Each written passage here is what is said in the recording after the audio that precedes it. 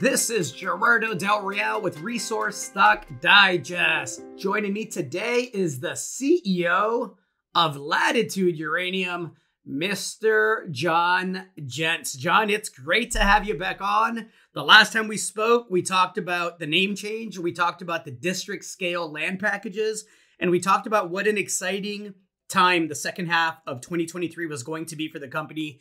You have hit the ground running as the newly appointed CEO of Latitude, formerly, of course, Labrador Uranium. How are things going? Gerardo, thanks for having me. And things are going great at Angelac in Nunavut. We are ahead of schedule in terms of drilling, in terms of time and meterage. And so that's good.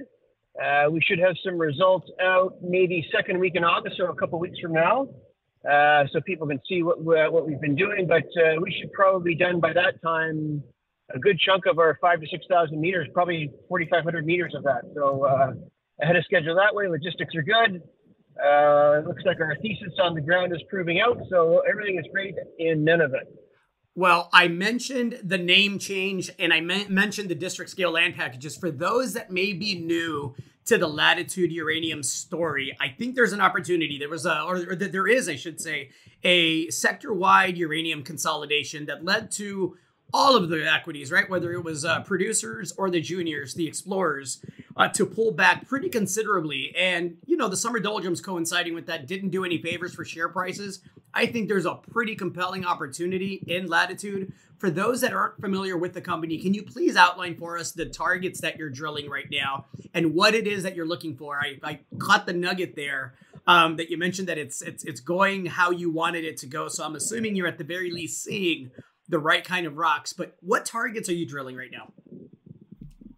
Yeah, at Angelac in Nunavut, what we're doing is we're concentrating on the existing historical resource of 43 million pounds, and our plan is fairly simple. It's just to expand that. It's already world-class in terms of the grade. The grade in uranium is 0.69, and for those in the uranium world, that's fairly high grade.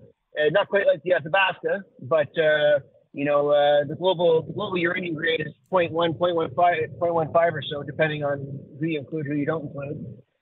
So we're at 0.69, so that's very high grade. For those that don't know uranium as much and are more familiar with something, say gold, and a gold equivalent on a rock value, today's prices, it's something in the order of a 16, 17 gram equivalent gold deposit. So, you know, very, very high grade.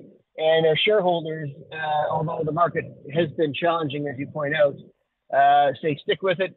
It's world-class in terms of grade. Let's make it world-class in terms of size. And, everything else will figure itself out.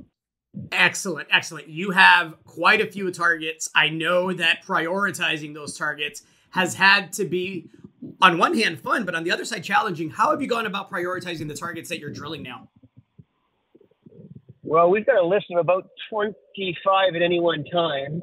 And as we had a radiometric survey that we did that we press released 3-4 weeks ago. It gave us some additional information. The team's been up at site since about 6 weeks now. And as we continue to get results in, we sort of jiggle around the priorities, but it's, without doing any more reconnaissance drilling or reconnaissance work, we could have exploration targets, drilling targets for the next 3 years without doing a single thing. There's so many targets there. So it's, as you say, it's a good thing in the sense that we have a lot of choice and opportunity. It's great. But it's also a challenge because we have to prioritize and, really focus on the ones that are going to, we believe, give us the biggest bang for our buck and add the resource for, because drilling up there is expensive. So we want to take that to heart and really maximize those dollars in those drilling meters. Excellent. Speaking of dollars, how's the treasury looking? Treasury right now, we're still fully funded for both programs. We're spending $8 million. In Nunavut, we're spending $4 million. We spent $1 million of that in the CMB in Labrador, and we got about $50 million in the bank. So we've got a little over after we spent all our programs this year. We should have, as we sort of think of it pro forma today, if we spent all the stuff on all the money on the program, we've got between about $3.5 million in hard dollars to keep us going. There's a lot to like. There's a lot of catalysts. I'm excited for results in a couple of weeks. Excited to have you back on here soon. Anything to add to that, John? No, other than in Labrador, we're going to be going on our ground survey. That should be it's a little challenging with the plane companies these days. They sort of, like everything in a post-COVID world, they slot you around a little bit. But we should be getting going that should be interpreted, and we should have that in Q4 sometime. Looking forward to all of it. John, thank you for your time. I appreciate the update, sir. Excellent. Thank you, Gerardo.